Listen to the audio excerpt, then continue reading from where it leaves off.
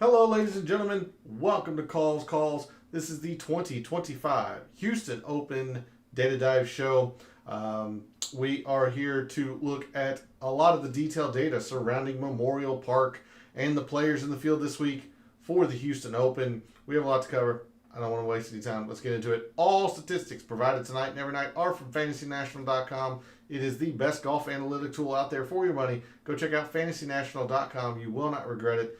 In the description to the video, there are links to all of the social media. First off, my X and Instagram, where normally I place research out every week regarding some course information, patterns of previous winners, players in the field that week who also fit those patterns. Didn't do anything for Houston, considering Memorial Park is a fairly new course on the PGA Tour, and it's only been played in its current spot on the schedule for 1 year, so didn't do anything with that. But normally, if you want to see the weekly research that I do on the PGA Tour, give me a follow at your preferred social media site. X is also where I place my weekly betting cards and top player usage in the DFS contests I play. That comes out every Wednesday after the DFS Tactics show. So if you want to see the players I'm using most often in my lineups, the players that I've wagered for that week, give me a follow over at X. And then lastly, for social media, Gabe's handle is in the description. He writes a great article called The Fringe. I cannot recommend it enough. It is free to subscribe to, so you really are missing out on a lot of great information. And go show him some support. Follow him over on social media, because that is where we place our detailed descriptions and our full write-ups for our weekly picks. And then lastly, for this intro, we are live. Chat's open. Want to hear from you all. Have you fired off any wagers for the Houston Open? I fired off one, thanks in large part to last night's discussion with chat. So I will give proper credit there later on in the show. Have you fired off any wagers? Have you looked at the price board? What do you think of the dual 10Ks and then no one else in there? Do you have any perhaps potential mad scientist plays? All of that. Love to hear from you all. Put your opinions in the chat. And if you aren't able to catch the show live, put your opinions and thoughts in the comments. I'll always get to those as well. But let's get into it. Let's dig into the weeds of the data for the 2025 Houston Open. And we are going to start, as we always do, on a Monday evening over at the extended forecast over at Windfinder. And I can see that the camera is already frozen. So we're just going to go ahead and turn those off. Very frustrating, as I had no camera issues last night, and then they seem to be back this evening. The forecast for the Houston area for this week does not look promising. Rain all Thursday and Friday as of today. Now, obviously, this could change, but it does look like a significant amount of rain is in the forecast. And we saw this 2 or 3 years ago when Houston was being played in the fall. Significant amounts of rain made the course play extremely long and even more difficult than already, considering its length.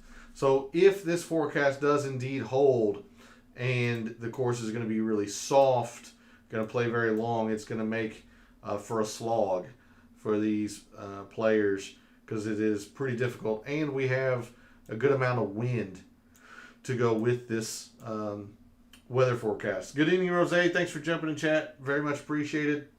It's good to see you this evening. Quite interested to hear if you've made any wagers. Have you looked at the price board? What do you think of the two obvious names that are going to be at the top of the price board, but nobody else in the 10Ks? Do you have any sleepers, things of that nature? But it's good to see you this evening. And it looks like we're going to have quite a bit of wind throughout the entirety of the tournament. At least what is forecasted, 2.5 days away. So that is definitely something we'll have to keep an eye on. Moving through the week, we'll update the forecast first thing Wednesday night. So don't know if there's any wave advantage that we can really narrow in on, like what appeared to be at the Valspar. Although as I mentioned last Wednesday, I wasn't going to pay too much attention to it, and it turned out to work for me because the same number of players made the cut from the AM/PM than the PM/AM wave. So there really wasn't a distinct advantage last week at the Valspar, despite all of the talk going around last week. And even the forecast suggested that there was a massive Thursday AM, Friday PM wave. But it didn't materialize, and that's why I was so adamant about my approach last Wednesday, that I wasn't scared to use players from the supposed bad half of the draw. Now, certainly, I preferred the players in the Thursday AM portion of the draw, but I wasn't going to be afraid to use others, say Corey Connors, say Sam Ryder, some of these other players that were in that half of the draw. And as of right now, even though there doesn't seem to be much of a potential wave advantage, I'm with rain in the forecast. You just never know. You could have some delays. You could have a lot of things. So I'm still basically on the of the mindset that I'm just going to play the guys that I think are best suited for Memorial Park. If a wave advantage materializes, I might use that as a tiebreaker between players and whatnot. But there's the forecast for the Houston area, or at least the Memorial Park area for Houston this week. Still looking around and getting info. Yep. So, well, I appreciate that you come and tune into this show for some of that information. It is very much appreciated. I do not take it for granted. All right, so with that, we're going to move to the players in the field this week for the Houston Open here in Fantasy National. I did check to see all of the field changes. There's been a couple more as of today. So anyone from Brandon Matthews down is an alternate. So I'll try to highlight. Gosh dang it. I don't know if I'll be able to get all of... There we go. So all of those players as of right now are alternates. So the 4 players above them have officially withdrawn from playing the Houston Open this week. We talked about Brian Campbell last night. The other player that I just could not remember last night was Andrew Putnam. He is also withdrawn. Eric Van Rooyen and Carson Young withdrew from playing Houston earlier today. So these 4 players, Campbell, Putnam, Van Rooyen, and Carson Young, are officially not playing Houston. The rest of these, in fact, I think Philip Knowles is in because he has a sponsor's invite. So all of the rest of these players, like Matthews, Xiong, Covello, Blair, and on down, those are alternates at the moment. But the 4 surefire field changes, Brian Campbell, Andrew Putnam, Eric Van Rooyen, Carson Young, are not playing this week. Okay, so thanks to that forecast that we just looked at in Windfinder, I'll go ahead and go all the way back to 2023. We're going to look at some moderate and windy conditions for this week. Probably, it's a decent amount of rounds. It might be a touch more than what I normally do, but I just want to make sure I have enough rounds to make it statistically significant. Your top players in the field this week in Houston, when rounds are considered moderate or windy. Your top performers, Scotty Scheffler, Wyndham Clark, Ricky, Rory, Sahith Theegala, Harry Hall, Sung Jae, Andrew Novak, Adam Schenk, and Patrick Rogers. Again, skipping Andrew Putnam, he has withdrawn. So give these players a more of a look, I guess. I can't say it's a considerable boost, but give these players a stronger look in your considerations for wagers, for lineups, anything to that nature, because the forecast does not look great for Memorial Park, especially Thursday and Friday. And Saturday and Sunday still looks like there's going to be quite a bit of wind that the players are going to be dealing with. I'm going to go on a hunch. Again, based on that forecast, I know we didn't look at it too much last night, and I spent some time talking about how Fantasy National really has never classified Memorial Park over 7,400 yards, despite the official scorecard yardage being closer to 7,500. So we didn't look at long courses or the long course filter last night because of all the rain that's in the forecast for Thursday and Friday.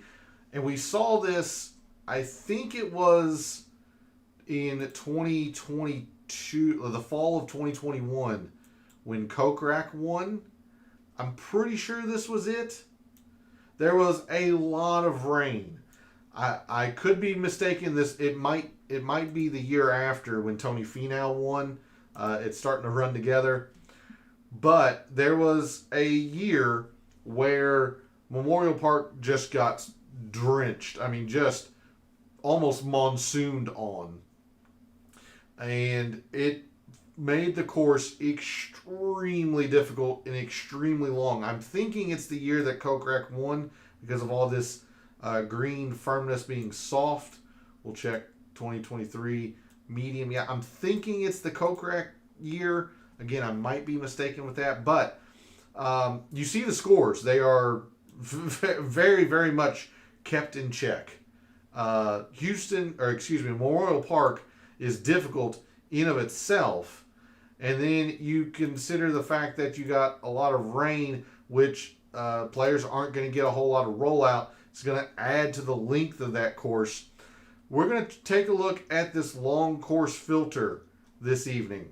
When or on long courses, your top total performers in the field this week in Houston: Scotty, Rory, Sungjae, Sam Stevens, Tony Finau, Michael Kim, Wyndham Clark, Thomas Dietrich, Harris English, and Siwoo Kim.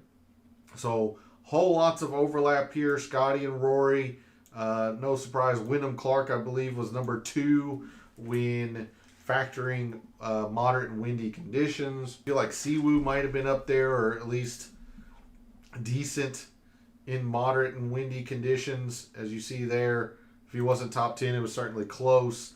So, yeah, I do think that this course is going to play pretty long, so long as that rain holds in the forecast. And if Memorial Park does indeed get that rain, the players aren't going to get the rollout. Carry distance is going to be a massive factor. Long irons is going to be a massive factor. Just think it's going to have a pretty good say in how the tournament plays. PGA Tour don't care if it showed they trying to get it in. Yeah, definitely. It's going to play long. That's it. As long as that forecast holds. Now that forecast might change, and we'll adjust. Come Wednesday night. But as of right now, at 9:15 on Monday evening of tournament week, it looks like that rain is pretty much gonna hit at some point during the tournament. And fortunately, I have the capability to see how the forecast changes tomorrow and into Wednesday before I make my mixed condition model. But as of right now, yes, I think it's going to play extremely long. And because of that,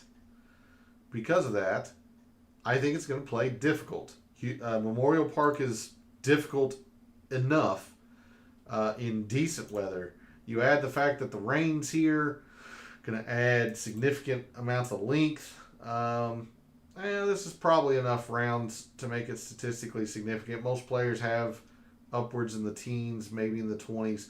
So your top performers when rounds have been difficult relative to par: Scotty, Rory, Ryan Fox, Andrew Novak, Mackenzie Hughes, who we spent quite a bit of time talking about last night, Davis Riley, Siwoo Kim, Victor Paris, Mac Meisner, and Aaron Rai.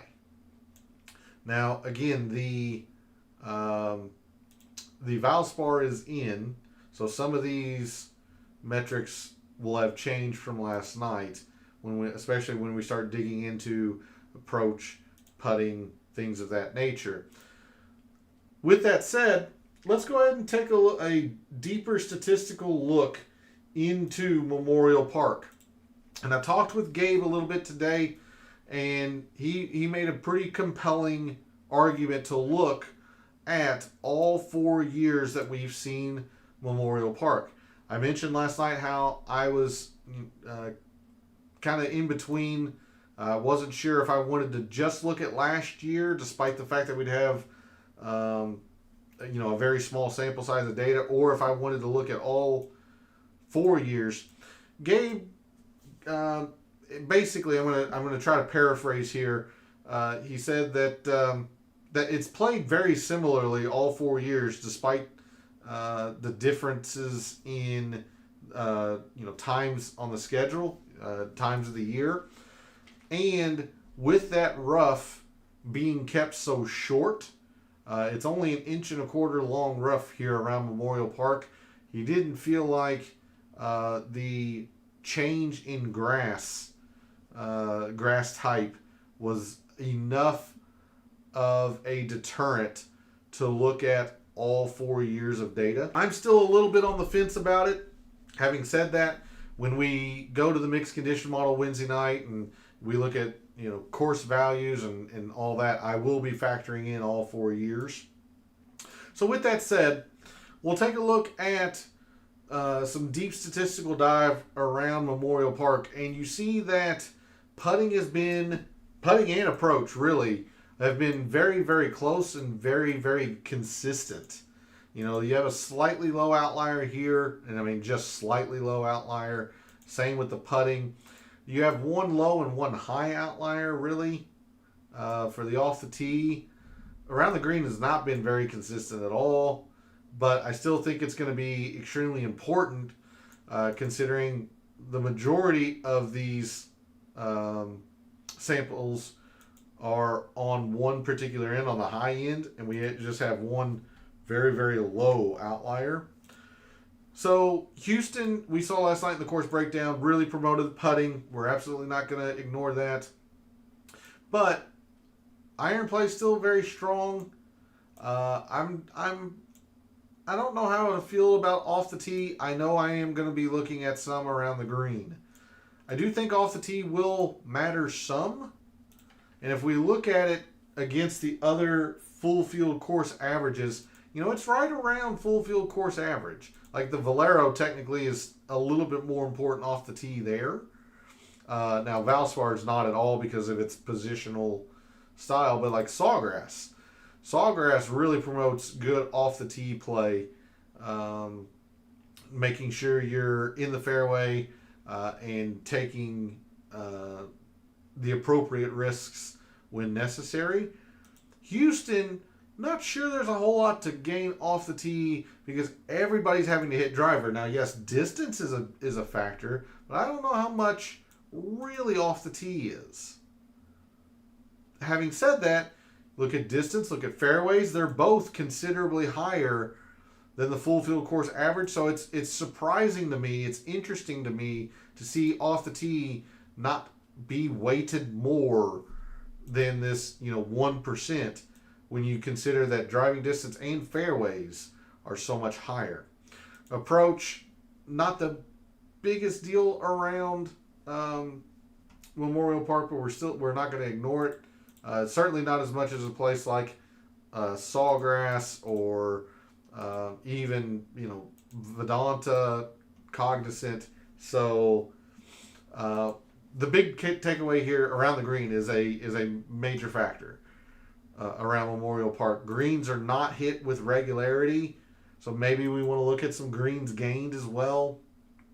But chipping and around the green play is difficult around Memorial Park, so we're going to take a look at a lot of around the green or make sure players are in good form around the green this week.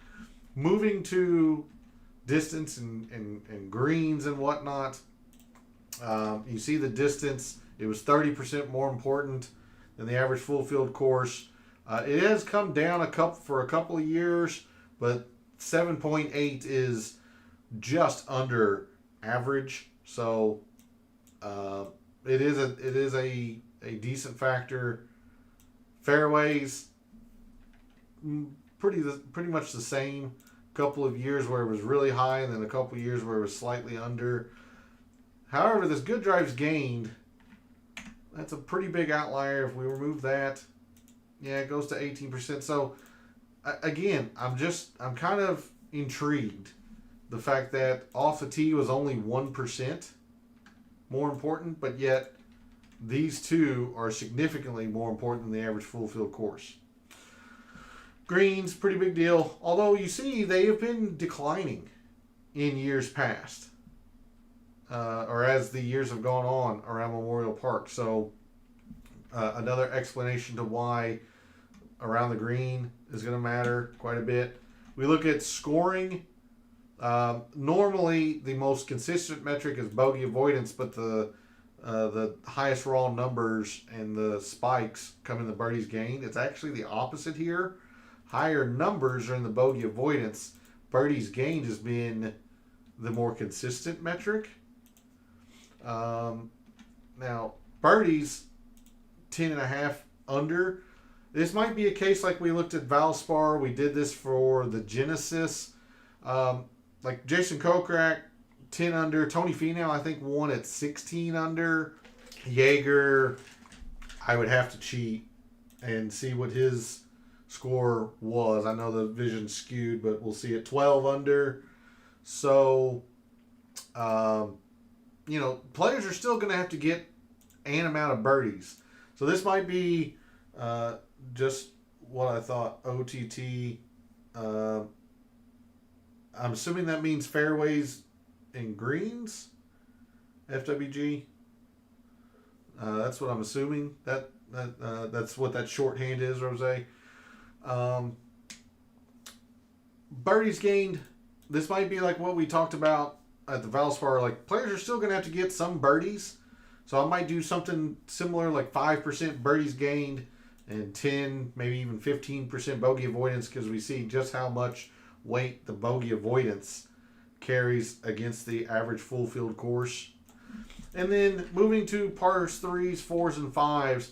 Again, remember, there are 5, despite this being a par 70, there are 5 par 3s and 3 par 5s. So these par 4s are quite deflated, quite mitigated in terms of importance. You see the par 3s, 33% more important than the average full field course. So we're going to have a lot in the par 3s. And really, it's in these shorter par 3s. When you look at it, we'll probably look at all par 3s just because there are par 3s that fall in each of these range buckets. But it's really in these shorter ones if you wanted to get more precise. But I think I'm going to look at all par 3s. We go to par 4s. A lot of it's in that 450 to 5. Even though there are 4 that measure to this range, 3 here, and 3 here. You see the strokes gained, most of them coming from 450 to 5. Although last year, the shorter ones really played significantly more important. I'm going to treat this as an outlier. Now, if it happens again this week, then moving forward, we'll start reconsidering. But right now, I'm thinking mostly 450 to 5. And then in the par 5s, you see 1.7 out of 1.9. I mean, literally 90% of the strokes gained in the par 5s fall 550 to 600. So that's the only par 5 range we're focused on this week. And then for the proximity, kind of interesting. Yes, these greens are big, so proximity does... total proximity would make some sense. Surprisingly, the 200 plus is negative. 30% less important than the average full field course. I don't know if I really believe that, but the numbers are what they are. This was a significantly low outlier last year. If we remove that, my guess is it jumps. Yeah, okay, 10% higher. So a significantly low outlier here. So I'm thinking 200 plus is still going to factor, but we don't want to ignore some of these mid irons, or I guess I should say low irons, like 9 irons and wedges for these professionals, because there are several holes that play 400 to 450. which puts wedge or 9-iron in these professionals' hands. So I don't know if we want to ignore this either. If we look at it, these two ranges in particular stand out, but Total Procs does as well. So anyway, there's a look at the detailed data surrounding Memorial Park. We'll come back to Fantasy National, and we'll go through some of these metrics that we just looked at and get a feel for some of the players that might be well suited for Memorial Park. I will go ahead and look at all four of the main strokes gained categories. I'm going to look at difficult. When scoring is difficult, because we're pretty confident that Memorial Park will be difficult. In the past 14 months or so, your top off-the-tee players when rounds have been difficult: Rory, Rico Hoey, Kevin Yu, Scotty Scheffler, Isaiah Salinda, Wyndham Clark, Joel Damon, Keith Mitchell, Charlie Hoffman, and Davis Thompson are your top 10 off-the-tee players when rounds have been difficult. In that same vein, your top off-the-tee players on long courses. Those have been Rory, Scotty, Taylor Pendrith, Thomas Dietrich, Sung Jae, Justin Lauer, Hayden Springer, Sam Stevens, Keith Mitchell, and Matty Schmidt. So again, a lot of overlap here. Rory, Scotty, Keith Mitchell. Not sure if he was top 10 for difficult, but definitely more of the ball striker for obvious reasons. Sung Jae, I think, was up there as well. So there's your top 10 off-the-tee players, both long courses and when difficult. We'll look at your top approach players in the field just in the 2025. I want to see the immediate top approach players. Those players are J.J. Spawn, Henrik Norlander, Scotty Scheffler, Nick Taylor, Jackson Suber, Ryan Gerard, Joe Highsmith, Nikolai Højgaard, Michael Kim, and Charlie Hoffman. Definitely are not going to be ignoring around the green. This is going to have probably some additional weight in the mixed condition model come Wednesday night. Top around the green players: Michael Kim, Peter Malnati, Aaron Baddeley, Alex Smalley, C.T. Pan, Minwoo Lee, Sung Jae, Danny Willett, Harry Hall, and Bo Hostler. I know we talked about Bo Hostler a little bit last night and how he has not had much success around Memorial Park, although statistically you would think he would, particularly because he's such a good short game player. But he has not had much success around here. And then lastly, we'll take a look at some putting. I need to expand the time frame here. And we're going to look at this Poa Trivialis putting like we have the last couple weeks. So Harbor Town, Innisbrook, Memorial Park, Quail Hollow, Stadium Course, the host of the Amex, DVC San Antonio, Sawgrass, and Scottsdale. These are the courses that are at least listed per the GCSAA that have Poa Trivialis. Your top putters on Poa Trivialis: Sam Ryder, Thomas Dietrich, Taylor Montgomery, Jason Day, Chad Ramey, Mav McNeely, Ben Griffin, Mackenzie Hughes, Wyndham Clark, Nico Echeverria. And if we take a look at your top spike putters, players that gain 3 or more in their rounds on Poa Trivialis. I'm going to start with Noah Goodwin, although it's only 5 rounds, so be very mindful of that. Will Chandler, Ricky Castillo, Sam Ryder, Jacob Bridgman, which with his successful Valspar, he spiked in the first round, didn't necessarily spike in rounds 2 or 3, but still putt very, very well. Jacob Bridgman has spiked a lot on Poa Trivialis. Brant Snedeker, Ryan Gerard, Matt McCarty, Highsmith, Tony Finau, Mackenzie Hughes, and J-Day. Those are your players that have spiked double-digit percentage, 10% or more, and that have enough rounds that it is worth considering or putting value in. Noah Goodwin has done it in two of the 4 rounds, but it's only 4 rounds. It was only one tournament. Granted, it was last week at the Valspar, but just a little bit too small of a sample size for my liking. So there's your top spike putters on Poa Trivialis. We will clear all that. And we'll move to fairways and greens. And there's several things we can look at here. Let's take a look at driving distance. And we'll go long courses when driver is really forced into players' hands. Top driving distance players: Minwoo Lee, Rory, Wyndham Clark, Chris Goddard, Alonso Tosti, Keith Mitchell, Nikolai Højgaard, Hayden Springer, Taylor Moore, Kurt Kitayama. Kind of feels like a good Minwoo Lee fit, just because of the length necessary, and he's a decent enough around the green player. If we take a look at his form, he's been putting exceptionally well lately.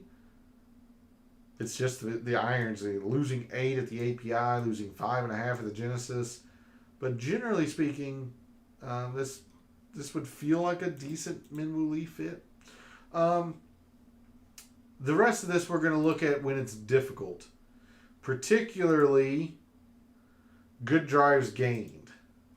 Again, a good drive gained is a player has hit the fairway or hits the green in regulation from the rough. Players aren't scared to be in the rough this week.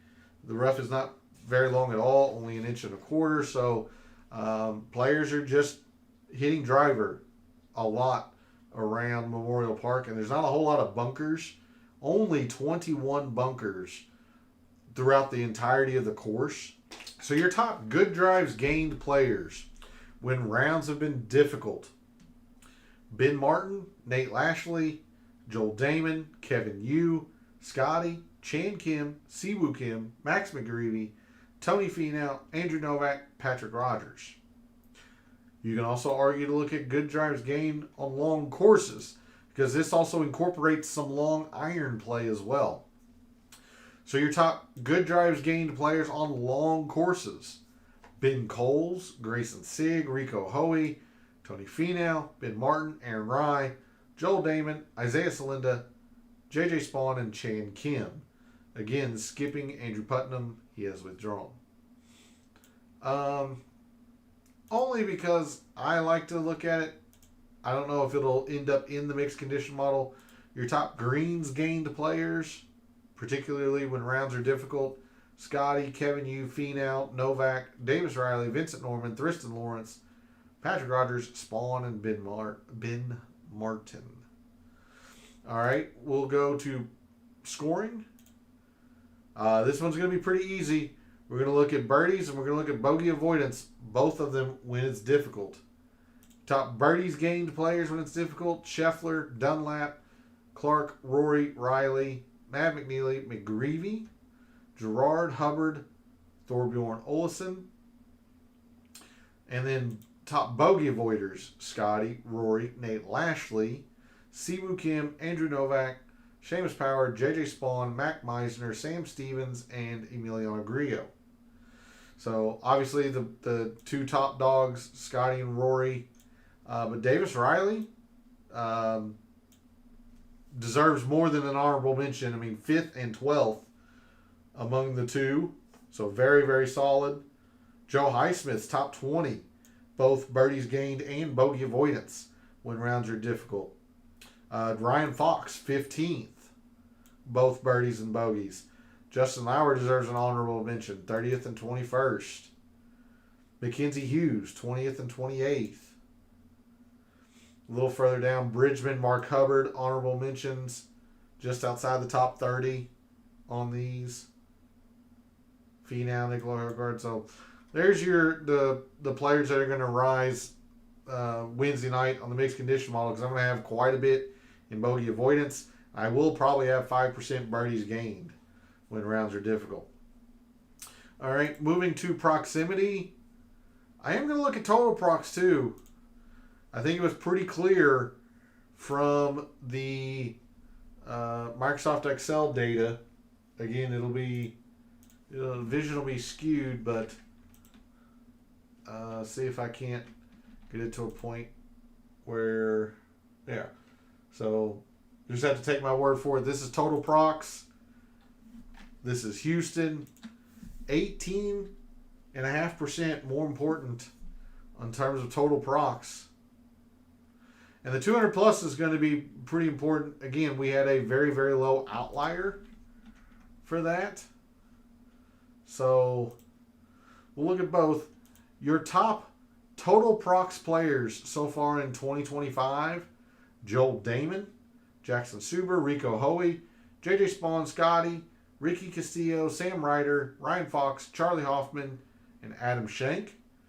Who shall not be named, even though I just named him, because he killed me last week. Your top 200 plus procs players: Charlie Hoffman, Hubbard, Joel Damon, Grazerman, Jackson Suber, Chris Ventura, Jeremy Paul, Harry Higgs, Norgard, and Toasty.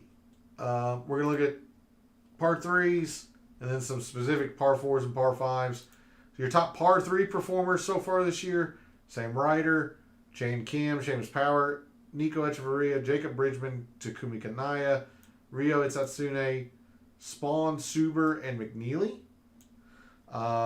Again, we're mainly focused on these two. These two ranges. The shorter par 3s is where the majority of the strokes gained in the par 3s fell when we looked in Excel. Good evening, Phil. Thanks for jumping in chat. Very much appreciated. I do have to give you some credit because the first name I clicked today when the odds came out was Mackenzie Hughes. And I didn't really think about Mackenzie Hughes coming into the week. But after we looked at him last night and all the success he's had here, he's in decent enough form. And his number was humongous. So that also helped. So I got to give you credit, or I'm going to blame you. One of the two. For my bet on Mackenzie Hughes this week. But I did want to give proper credit because I wasn't really thinking Hughes. And I liked what I saw, at least in terms of his past performances here. That's your favorite? Okay, there you go. So, as we talked about last night, he's had a lot of success here at Memorial Park. So, wanted to give proper credit because that was the first name I clicked today on my outright card. And I really liked his number. Everyone's kind of getting inflated just because Scotty and Rory are taking a lot of the attention, rightfully so. But I liked Mackenzie Hughes' number today. So anyway, there's your top par 3 performers. We'll move to par 4s. And again, a lot of it came in this 450 to 500. So I'll expand it to 2024 just to give us enough statistical weight to value it. Toasty, Scheffler, Rory, Grazerman, Nick Taylor, Aaron Rai, Joe Highsmith, Matt McNeely, Sung Jae, and Stefan Jaeger. And then lastly, par 5s. And again, it was all in the 550 to 600. Scotty, Minwoo Lee, Davis Thompson, J-Day, Keith Mitchell, Davis Riley, Mackenzie Hughes, Andrew Novak, Rory, and Hayden Springer. Okay, we're going to go now to the early look file for Houston. I will, pardon me as I move something that's blocking the corner of my monitor. Let's zoom in here so it makes it a little easier to read. This is performance, specifically at Memorial Park, in the 4 years that we have seen it. Now remember, this does include when Memorial Park was seen in the fall. So the fall of 2020, fall of 2021, and then last year. So again, I'm still a little bit on the fence about it, but Gabe convinced me to look at all 4 years. So your top, we'll go with iron players to start. Your top iron players at Memorial Park Adam Hadwin, it's only one time. Joel Damon, who's had quite a bit of success here, 2 for 3. Hit his irons very well. Granted, he's just doing Joel Damon things. Pretty good ball striking. Putter has been lackluster. Gary Woodland, again doing Gary Woodland things. Putter is letting him down. Patton Kazire is only 1 for 2. There's Sahith Theegala, Mav McNeely, Siwoo. Davis Riley's had a lot of success here and hit his irons very well here. Let's see. There's Tony Finau, winner 2 years ago. Aaron Rye, who we talked about a lot last night, who's also putt well here. So there's Scotty. So there's your top iron players at Memorial Park. Sorry. There's your top iron players around Memorial Park. We'll sort your top putters at Memorial Park. Big factor. Top putters, David Skins, again, it's just 1 year. Matty Schmidt, it's just 1 year. Harry Hall's 2 for 2. Gosh dang it. Harry Hall's 2 for 2. Stephen Yeager's 3 for 3, also our defending champion. Mackenzie Hughes, 4 for 4. S.H. Kim, who I think is an alternate at the moment. Ben Griffin. J.J. Spawn's putt well here. Aaron Rye's putt very well here. J-Day, Zach Johnson, Smalley. Guys are, a little bit more middling in terms of success, but have at least putt well here. Wyndham Clark a little bit further down here. There's your top putters. We'll look at good drives gained due to the fact that with all the rain in the forecast, I think fairways, I think that it has a chance to have ball in hand. If they're going to get as much rain as what the forecast says, I could easily see that the tournament organizers would put ball in hand. So it would put an even bigger emphasis on finding the fairway. But I also want to see who hits a bunch of greens because these greens aren't easy to hit.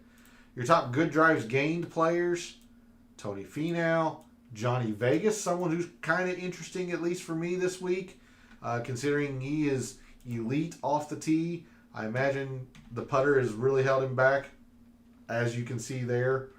But someone that's at least somewhat interesting for DFS, Joel Damon, he who shall not be named. Good drives gained is fine, but lacking in terms of success. Sig, there's Aaron Rye again, Siwoo Kim, Riley a little bit further down here. Kazire, Nate Lashley, Chad Ramey, Sahith. Okay. We're going to go with bogey avoidance. Your top bogey avoiders at Memorial Park. Again, Skins, Dietrich just one time. There's Harry Hall again. He's popped on a couple of these. There's Mackenzie Hughes again. Aaron Rye. Justin Lauer. A little bit less in terms of success, but still 1 for 2. There's McNeely, Davis Thompson, Lashley, Wyndham Clark, Sungjae 2 for 2, Smalley 2 for 3, Finau 3 for 4, J-Day 3 for 4. There's your top bogey avoiders. We're going to skip the rest of it. Just go straight to the proximity. Your top 200 plus prox players in the 4 years at Memorial Park.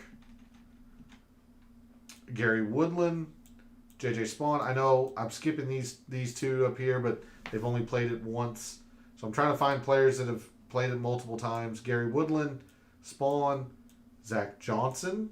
Not known for 200 plus proximity. He's much more known for his wedges, but has been good with 200 plus. Will Gordon. Somebody you mentioned last week, Rose, that didn't work out too well. Matt Wallace, 0 for 2. He's just been really, really poor here, but has been good with 200 plus for what it's worth. Kazire, Sahith Theegala, Scotty, Rye a little bit further down here. Sungjae. All right, I'll sort this on best average finish. We'll end the show off with whatever little research I can show you. It's not a whole lot, to be honest with you. But what I can show... Oh, well, I only put Jaeger in here. Gosh dang it. In fact, let me pull up last year's early look. That might help a little bit. Well, we can take a quick look at Jaeger. See how he was, at least what kind of form he was in. He was in pretty solid form. Yes, he missed the cut at the Players, but he still played pretty well before arriving in Houston. He had a top 5 in Mexico, had a top 5 at the Farmers. So he'd had some decent success, and of course, we all know that he is one of the bigger hitters on tour. Interestingly enough, let's see, like par 3s were kind of hit and miss. Par 4s, kind of hit and miss. Now, 550 to 600 par 5s, he was playing well. So it's just important, or, kind of interesting to note that. But give me a moment here. I will bring up last year's early look file. I thought I had brought all of that over, and I guess I had not. Oops, I'm going to have to close that out since it's named the same. Okay, here is 2024's early look file. And again, all of these were played in the fall, so it's not an apples to apples comparison. But we can at least get a feel for what kind of form they were in immediately. Tony Finau had only played once in the fall, then wins in Houston. But remember, this is the end of that summer where he was red hot. He had won the Rocket Mortgage. He had won something else as well. Like Finau had been in fantastic form leading into that win at Houston. We scroll down. Okay, so he wins the 3M, wins the Rocket Mortgage, 5th at the St. Jude, top 10, the Tour Championship. The only event he played in the fall, he missed the cut, but then wins Houston. Again, no surprise, Tony Finau was just really, really good off the tee recently, and he was putting well that year. 2021 was Jason Kokrak, who I'd have to look up individually now that he's on live. He wasn't in the best of form, so he might be a slight outlier, but commonality here, he was still long off the tee. How are these guys on the par 5s, 550 to 6? Yeah, mostly solid. I mean, even though this is negative, it's decimal points, so he was at least field average there. So most of these players had been good on 550 to 600 par 5s leading into their win at Memorial Park. And then Carlos Ortiz, the initial or inaugural year we saw Memorial Park, he had at least some amount of success, maybe not elite success like Finau had. Jaeger was coming in off a couple of top 5s earlier in the year last year, but he at least had some success. He was in good form off the tee. He was gaining some distance at a decent rate. So that's the way to look at Houston for the players in the field this week, is try to find some players that are in good form off the tee, maybe not necessarily have to have gained their last time out, but at least in decent amount of form. I'll bring us back to Fantasy National. Perhaps have, maybe some top-end finishes earlier this year. But I think the biggest thing that we just saw, they were all pretty much in form in this 550 to 600. So who's been playing this range of par 5s well? Davis Riley, Danny Walker, Taylor Pendrith, Michael Kim, Novak, Højgaard. So take a longer look at some of these players, considering they've been playing specifically this length of par 5s pretty well. Well, that's going to wrap it up for the Data Dive show this evening. Thanks to Rose and Phil for jumping in chat. Very much appreciated. Thanks to everyone else out there who tunes in, watches, listens, supports the channel by liking the videos, commenting, and subscribing. I always appreciate it. Love what I do. Taking a very in-depth look at golf statistics, giving you a statistician and data analyst view of what he sees. trying to help us all win a little bit of money in the process. Reminder that I will be live Wednesday night at the normal time, 9 p.m. Eastern, as we try to finalize and optimize our lineups for Houston. Be on the lookout for Gabe and my write-ups. We usually have that posted, I'll say an hour or two before the DFS Tactics show, so be on the lookout for that. Make sure you're following Gabe if you're not already doing that as well. But thanks again for all the support, for all the wagers you've made so far this week for the Houston Open, for all the wagers you're thinking about making this week for the Houston Open. And until I see you Wednesday night for the DFS Tactics show, may all your bets be profitable.